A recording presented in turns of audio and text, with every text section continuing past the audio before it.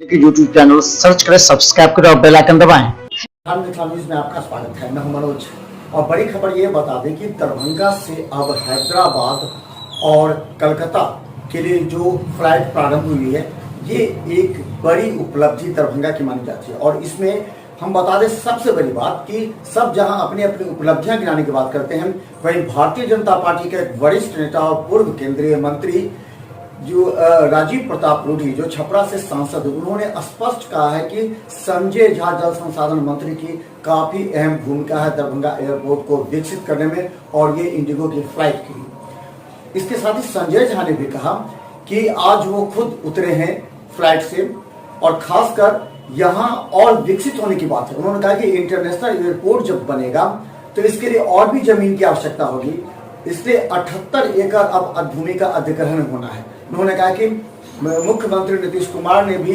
सभी कैबिनेट से अब पास कर दी है और अब ये दरभंगा एयरपोर्ट वो एयरपोर्ट नहीं रहेगा।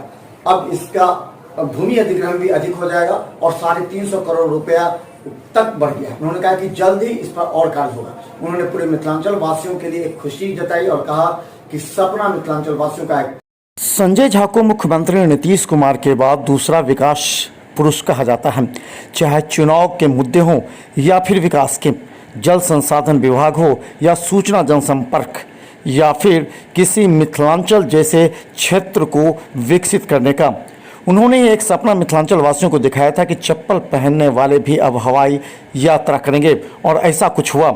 आज भारतीय जनता पार्टी के एक वरिष्ठ नेता जब राजीव प्रताप रूडी ने संजय झा के बड़ाई में ये शब्द कहा कि संजय झा की वजह से ही मिथिला का यह एयरपोर्ट विकसित हो रहा है और आज एक बड़ी उपलब्धि हासिल हुई है।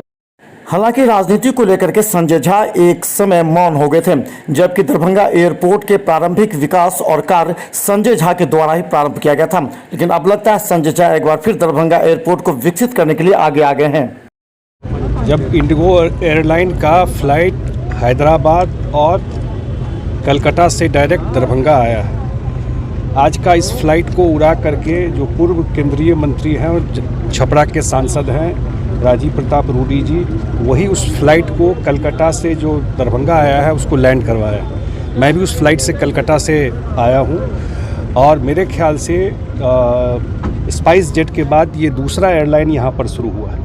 इंडिगो देश का सबसे बड़ा एयरलाइन है और आने वाले टाइम में निश्चित रूप से, जो मुझे बता रहे थे वो लोग, अभी जो फ़्लाइट जा रही है कलकत्ता, वो पूरा फ़्लाइट फुल है उनका। हैदराबाद जो फ़्लाइट जा रही है पूरा फ़्लाइट फुल है। इसका मतलब, इसका पोटेंशियल इस एयरपोर्ट का देश में एक बहुत ही इम्पॉर्टेंट एयरपोर्ट के रूप में इमर्ज कर रहा है। जहाँ तक इसकी फैसिलिटी की बात है, जब काम शुरू हुआ है तो उसका भी निदान धीरे धीरे हो जाएगा। अभी जो 78 एकड़ ज़मीन बिहार सरकार को एक्वायर करके देना, पहले तो आप लोगों को पता है कि ये लैंड 31 एकड़ का था, लेकिन जैसे ही डिमांड बढ़ता गया, मुख्यमंत्री ने भी इसको लेकर के मीटिंग की थी और मीटिंग में उनका भी सुझाव था और उन्होंने भी आग्रह किया था भारत सरकार से, माननीय जो मंत्री हैं हरदीप सिंह पुरी जी से, कि यहाँ पर कार्गो का भी, एयर एम्बुलेंस का भी और भी पार्किंग मिले और एयरलाइन आए। ये फ़ोन से भी बात किया था और चिट्ठी भी लिखा था। उसी दिशा में काम प्रोग्रेस हो रहा है और लैंड का आवश्यकता इस पर पड़ा। जो 121 करोड़ रुपया पहले ज़मीन के लिए था 31 एकड़ के लिए, अब ये करीब 350 करोड़ रुपया हो गया। तब कैबिनेट में जाएगा ये और बिहार सरकार जल्दी ही इसको एक्वायर करने की प्रक्रिया बहुत जल्दी शुरू हो जाएगी। एक बार लैंड एक्वायर हो जाएगा तो आपको इस पे टर्मिनल बिल्डिंग बनना, अन्य फैसिलिटीज़, वो थोड़ा समय लगेगा। तब तक जो समस्या है, अभी मैं देख रहा था जल संसाधन का भी कोई इशूज है। जो पूरा रोड अंदर का है 10.5 किलोमीटर, ये वो जल संसाधन का ही बांध है जो एयरपोर्ट के अंदर है। तो मैंने कहा है अभी कि भाई उसको भेजिए, इसका पक्कीकरण हम लोग करा देंगे पूरा 10.5 किलोमीटर का। तो अंदर में जितना मूवमेंट करना होगा, सिक्योरिटी का बात है, अन्य चीज़ें हैं, वो आसान हो जाएगा। ये लो लैंड एरिया है तो 10 एंटी फ्लड स्लुइस है। मैं टेक्निकल बात सब बता रहा हूँ, तो वो भी फंक्शनल रहे और ज़रूरत होगा तो और बनवाएंगे जल संसाधन से। नहीं, जब तक नया एक्वायर करके बिल्डिंग बनने में जो समय तो लगेगा, तब तक ऑल्टरनेट अरेंजमेंट में पार्किंग हो, चाहे जो पैसेंजर को वेटिंग एरिया है, क्योंकि अब एक ही प्लेन का वेटिंग एरिया है, अब प्लेन बढ़ता जा रहा है और डिमांड होता जा रहा है, वो कैसे बढ़े, अन्य सुविधा जो इसमें किया जा सकता है वो सब हम लोग आगे इसको परस्यू करेंगे। और आरसीएस योजना के तहत दरभंगा हवाई अड्डे का चयन हुआ। पहले स्पाइस जेट की शुरुआत हुई और स्पाइस जेट के बाद आज एक ऐसा अवसर हुआ कि इंडिगो का भी पहला फ्लाइट आज दरभंगा कलकत्ता से उतरा। और क्योंकि औसतन हम हवाई जहाज़ के कप्तान भी हैं और उड़ाते भी हैं, तो आज एक सुगम एक ऐसा संयोग है कि आज श्री संजय झा जो आपके कैबिनेट मिनिस्टर है और स्वयं मैं उस विमान का कप्तान था, और इंडिगो का पहला आगमन कलकत्ता से दरभंगा हवाई अड्डे पर हुआ। हमने ये यहाँ का जो उतरने का तरीका है वो देश में बहुत कम स्थान पर है, उसे RNP अप्रोच कहते हैं। इसका मतलब है जहाज़ सैटेलाइट से बात करता है और ज़मीन के किसी उपकरण का उपयोग नहीं होता है। और पहली बार दिशा 10 जो पूरब दिशा में पहली बार हमने उस जहाज़ को उतारा जो दरभंगा के इतिहास में जाएगा।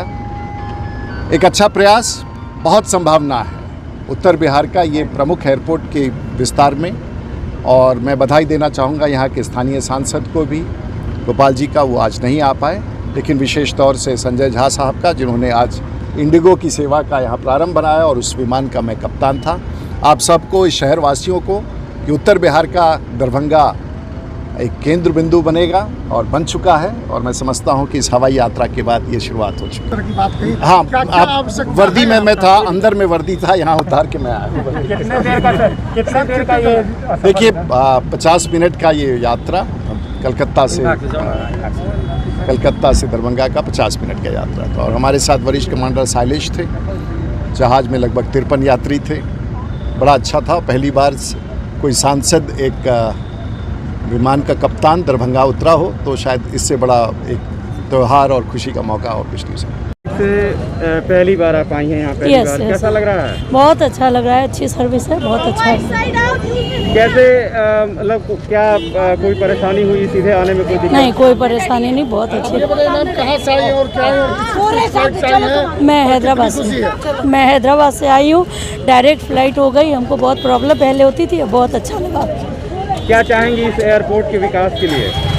बस थोड़ी सुधार और ज़्यादा हो जाए, और फ्लाइट कभी पहले स्पाइस जेट की कैंसिल होती थी, अब कैंसिल नहीं हो तो अच्छा है हमारे लिए। दूसरी कंपनियां आए यहाँ पे, उसके लिए क्या कहेंगी? अच्छी बात है, जितना अच्छा विकास होगा उतनी अच्छी बात है ना। बड़ी खुशी हुई कि डायरेक्ट फ़्लाइट हैदराबाद से यहाँ के लिए, दरभंगा के लिए मिली है, और सुविधा का कुछ यहाँ अभाव है अभी, लेकिन जितना है उससे बहुत खुश हैं, और आगे भविष्य में आगे और बढ़ता रहे, इस तरह की सुविधा फ्लाइटें बढ़ती रहे, आने जाने में बड़ी सुविधा है। स्पाइस जेट के बाद इंडिगो दूसरी कंपनी है। हाँ। क्या चाहेंगे आप, और कंपनियां आए यहाँ? नहीं, और कंपनियां आए, क्योंकि यहाँ जो हब है, यहाँ से जितने पैसेंजर हैं उसके हिसाब से सुविधा का थोड़ा अभाव है। कोई बात नहीं, धीरे धीरे सब सारी सुविधाएँ आएंगी तो सारे लोग सुख पाएंगे। आप चाहते हैं कि अंतर्राष्ट्रीय हवाई अड्डा भी बने? जी, निश्चित रूप से अंतर्राष्ट्रीय हवाई अड्डा बने ये।